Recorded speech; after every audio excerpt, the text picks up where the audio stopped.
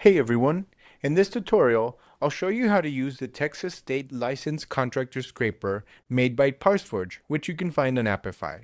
It's used to collect official contractor licensing data directly from the Texas Department of Licensing and Regulation. This scraper pulls detailed contractor licensing information from TDLR, including license number, business names, license status, expiration dates, contact details, and sponsor information. It's designed for compliance professionals, researchers, and businesses that need accurate, up-to-date licensing data without manual searches. So, how does it work? On the actor page, you'll see that the input is filter-based. You can search for contractors by license type, license number, business name, owner name, zip code, etc. It really depends on whatever you're looking for.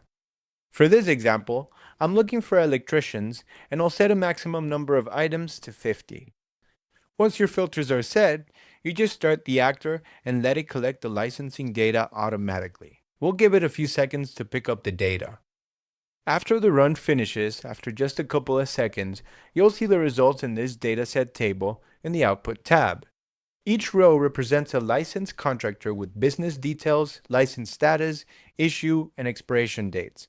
Also, you'll find contact information, sponsor details, bond and insurance amounts, violation history when available, and a direct link back to the official TDLR license page.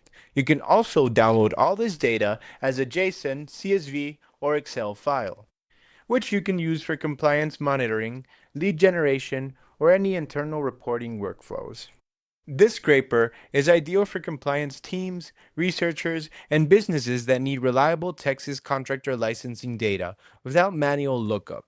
That's how the TDLR scraper works.